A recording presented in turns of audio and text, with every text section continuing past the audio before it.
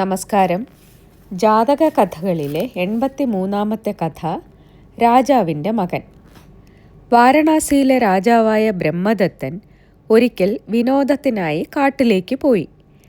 കാടിൻ്റെ തുടക്കത്തിലുള്ള ചെറുമരങ്ങളുടെയും വള്ളികളുടെയും ഒക്കെ ഭംഗി കണ്ട് ചുറ്റി നടന്നു.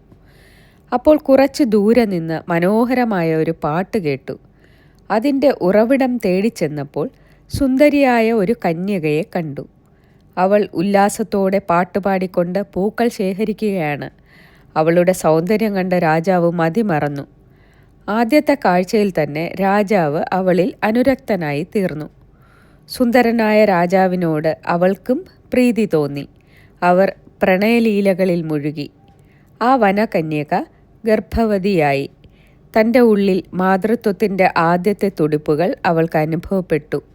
രാജാവിനും ആ സത്യം ബോധ്യപ്പെട്ടു. അദ്ദേഹം തൻ്റെ മുദ്രമോതിരം ഊരി അവളുടെ വിരലിൽ അണിയിച്ചുകൊണ്ട് പറഞ്ഞു, പ്രിയേ, നീ പ്രസവിക്കുന്നത് പെൺകുഞ്ഞിനെയാണെങ്കിൽ ഈ മുദ്രാമോതിരം വിറ്റ് കിട്ടുന്ന പണം കൊണ്ട് അവളെ വളർത്തണം. ആൺകുട്ടിയാണെങ്കിൽ നീ മോതിരവും കുഞ്ഞുമായി എൻ്റെ അടുത്തെത്തണം. രാജാവ് അവളോട് വിട പറഞ്ഞ് കൊട്ടാരത്തിലേക്ക് മടങ്ങി. ഗർഭം പൂർത്തിയായി. അവൾ പ്രസവിച്ചു. തേജസ്വിയായ ഒരാൺകുഞ്ഞ്. ആ കുഞ്ഞ് ബോധിസത്വനായിരുന്നു. ഓടി നടക്കാറായപ്പോൾ അവൻ ഗ്രാമത്തിലെ മറ്റു കുട്ടികളുമായി കളിക്കാൻ പോയി തുടങ്ങി. ഒരു ദിവസം കളികൾക്കിടയിൽ വഴക്കുണ്ടായപ്പോൾ ഒരു കുട്ടി ബോധിസത്വനെ തന്തയില്ലാത്തവൻ എന്ന് വിളിച്ചു. അത് കേട്ട ബോധിസത്വൻ കരഞ്ഞുകൊണ്ട് അമ്മയുടെ അടുത്ത് ഓടിയെത്തി. ആരാണമ്മേ എൻ്റെ അച്ഛൻ? അവൻ ചോദിച്ചു. മോനെ, നീ കാശിയിലെ രാജാവിൻ്റെ മകനാണ്, അമ്മ പറഞ്ഞു. എന്താണമ്മേ അതിന് തെളിവ്? മോനെ, നിന്റെ അച്ഛൻ എന്നെ പിരിഞ്ഞപ്പോൾ ഒരു മോതിരം തന്നിരുന്നു. പെൺകുട്ടിയാണെങ്കിൽ ഞാൻ വളർത്തണമെന്നും ആൺകുട്ടിയാണെങ്കിൽ അദ്ദേഹത്തിൻ്റെ അടുത്തെത്തിക്കണമെന്നും പറഞ്ഞിരുന്നു.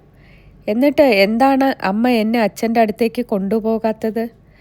അവൻ്റെ ഈ ചോദ്യം കേട്ടപ്പോൾ മകന് തിരിച്ചറിവായി എന്ന് അമ്മയ്ക്ക് മനസ്സിലായി. ഉടൻ തന്നെ അവൾ മകനെയും കൂട്ടി രാജാവിൻ്റെ അടുത്തേക്ക് യാത്രയായി. അമ്മയും മകനും കൂടി കൊട്ടാരത്തിലെത്തി. രാജാവ് സദസ്സിലായിരുന്നു. അവൾ മകനുമായി രാജാവിൻ്റെ അടുത്തേക്ക് ചെന്നു. അവൾ രാജാവിനോട് പറഞ്ഞു, പ്രഭു, ഇതാ അങ്ങയുടെ മകൻ, സ്വീകരിച്ചാലും. അത് തൻ്റെ മകനാണെന്ന് രാജാവിന് മനസ്സിലായി. എങ്കിലും സദസ്സിലുള്ളവരെ ബോധ്യപ്പെടുത്താൻ വേണ്ടി അദ്ദേഹം അത് ഭാവിച്ചില്ല.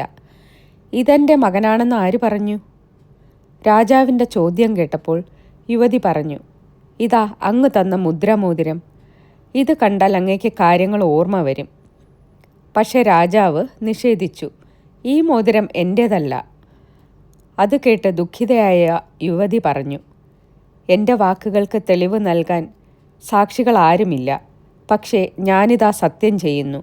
ഇവൻ അങ്ങയുടെ മകനാണെങ്കിൽ ആകാശത്ത് ഉയർന്നു നിന്ന് അത് തെളിയിക്കും. അഥവാ ഞാൻ കള്ളമാണ് പറയുന്നതെങ്കിൽ ഭൂമിയിൽ വീണ് മരിക്കും. ഇത് സത്യം, സത്യം. ഇത്രയും പറഞ്ഞിട്ട് അവൾ ബോധിസത്വനെ പിടിച്ച് മുകളിലേക്ക് എറിഞ്ഞു. അവനാകട്ടെ അന്തരീക്ഷത്തിൽ പത്മാസനസ്ഥനായി നിലകൊണ്ടു.